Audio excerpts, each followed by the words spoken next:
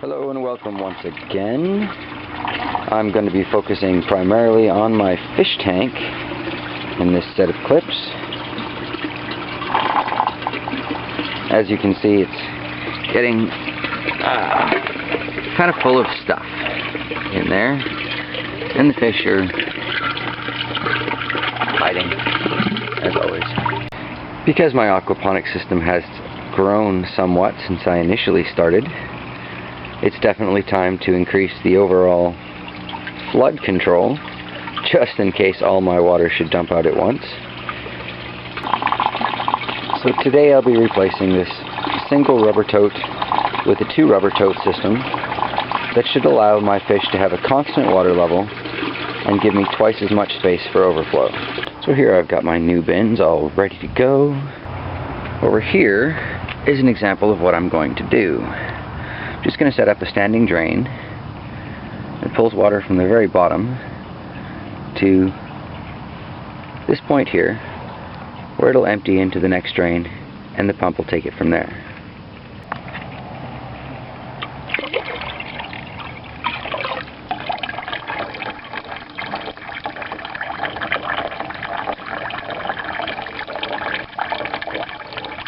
And this should allow the fish to have a more consistent water level.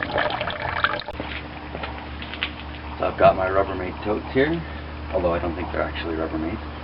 And I'm just going to mark where I want to drill my holes because these need to line up perfectly.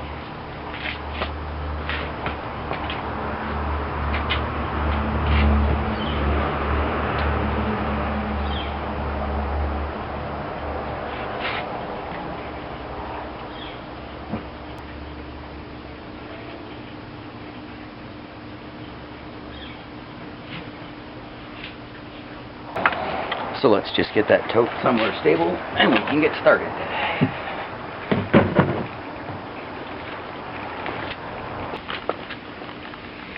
You want to make sure you're lined up exactly with where you want to place your hole.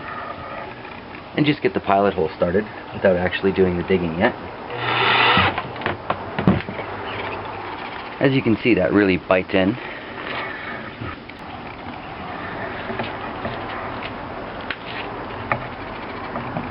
Once you get your pilot hole started, you're just going to want to reverse your drill and go at this backwards. You get a much smoother cut.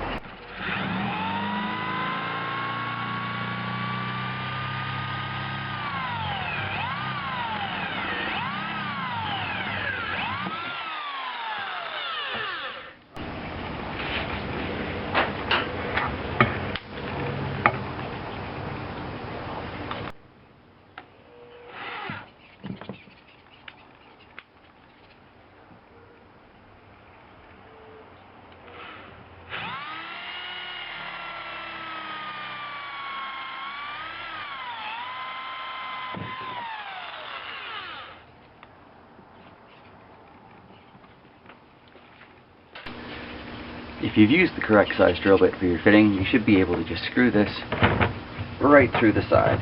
It'll be a tight fit, but tight is good. That means you've got a nice seal for your water. So I got these washers at a local dollar store, a stack of 10 of them. I think it cost me maybe $2 total. And they just fit onto the fixtures like so and help create a nice tight seal when I attach it to the tank. Alright, let's get started putting these two together. So I'm going to thread this through again.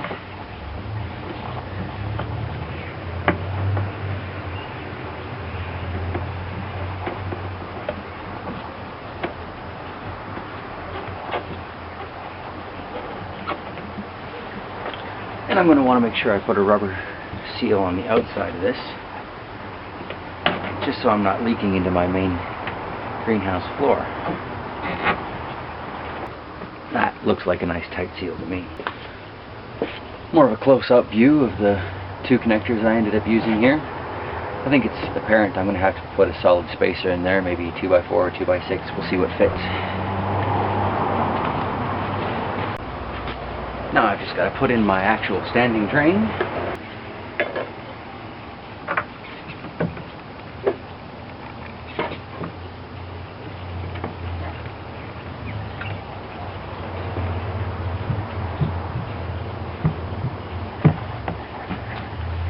Looks like once we've got some water weight in here, this will probably create more than enough of a gap that we can use it as a drain. Let's put some water in and find out. Now that the water level has reached the T in this tank, it's starting to flood over into the other tank for me to help keep this at a consistent height. This should allow my fish a lot more freedom of movement in their tank, and it should allow me to put more fish in there to get more nutrients for my plants. The old fish tank.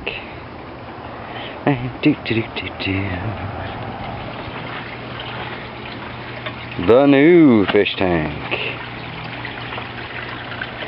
Complete with hiding holes, tunnels, and all kinds of stuff.